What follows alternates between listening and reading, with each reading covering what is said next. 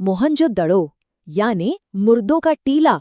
नाम सुनने में ही कितना रहस्यमयी लगता है ना? तो आज हम इतिहास के पन्नों को पलटेंगे और एक ऐसे शहर की कहानी जानेंगे जो अपने समय से हजारों साल आगे था। एक ऐसा शहर जो वक्त की धूल में कहीं खो गया था, लेकिन उसकी गूंज आज भी हमें हैरान कर देती है। ये कहानी कोई बहुत पुरानी नहीं है। इसकी शुरुआत होती है बस एक सदी पहले, साल 1922 में, जब आर्कियोलॉजिकल सर्वे ऑफ इंडिया के एक अफसर ने जमीन के नीचे दबे एक ऐसे राज को खोज निकाला जिसने, सच कहूं तो, हमारे इतिहास की पूरी किताबें ही बदल कर रख दी। तो चलिए सबसे पहले कहानी में थोड़ा और अंदर चलते हैं और उस पल को फिर से जीते हैं जब इस गुमनाम शहर को दुनिया के सामने दोबारा लाया गया। और इस जबरदस्त खोज के पीछे जो शख्स थे वो थे Rakhal Das Banerjee, archaeological survey of India के एक अफसर जिनकी पैनी नज़र और मेहनत ने हमें हमारी ही जड़ों से दोबारा मिला दिया।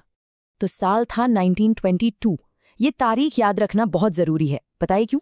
क्योंकि इसी साल दुनिया को पता चला कि इंडस वैली सिविलाइजेशन का एक और बेशकीमती खजाना जमीन के नीचे दफन है। अच्छा, तो ये शहर मिला कहाँ? ये मिला आज के पाकिस्तान के सिंध प्रांत में, बिल्कुल उस शक्तिशाली सिंधु नदी के किनारे। और हाँ, यही वो नदी है जिसने इस पूरी सभ्यता को न सिर्फ अपना नाम दिया बल्कि इसे जिंदा भी रखा। और एक मज़ेदार बात यह है कि मोहनजोदाड़ो की ये जो खोज थी, ये हड़प्पा की खोज के ठीक 1 साल बाद हुई। और बस इसी एक खोज ने ये साफ कर दिया कि हड़प्पा कोई अकेला शहर नहीं था। अरे नहीं, ये तो एक बहुत बड़ी, एक फैली हुई सभ्यता का अहम हिस्सा था। तो खोज की कहानी तो हमने जान ली। अब चलते हैं शहर के ठीक अंदर। तैयार है? चलिए मोहनजोदाड़ो के इस शानदार शहर का एक आर्किटेक्चरल टूर करते हैं। जरा सोचिए, हम सब मिलकर टाइम ट्रैवल कर रहे हैं। कितना पीछे? लगभग 4,500 साल, यानी 2500 BCE। और हमारे सामने जो शहर है उसका नक्शा देखकर ऐसा लगता है मानो किसी आज के मॉडर्न शहर का ब्लूप्रिंट देख रहे हों। सच में यकीन करना मुश्किल है। तो क्या था इस ब्लूप्रिंट में?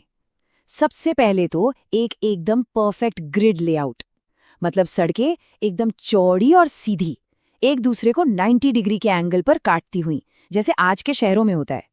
और इसी वजह से पूरा शहर साफ सुथरे ब्लॉक्स में बटा हुआ था।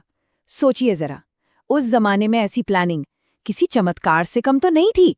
शहर का लेआउट तो कमाल था ही, लेकिन असली जादू, असली कमाल तो इसकी इंजीनियरिंग में छिपा था। आइए जरा और गहराई में उतरते हैं और देखते हैं कि ये सब उन्होंने किया कैसे।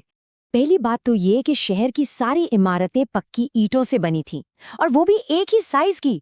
कमाल है। लेकिन जो चीज दिमाग घुमा देती है वो है इसका ड्रेनेज सिस्टम। सोचिए, हर घर में अपना बाथरूम था और नालियां वो ढकी हुई थीं। ये नालियां गंदे पानी को शहर से बहुत दूर बाहर ले जाती थीं।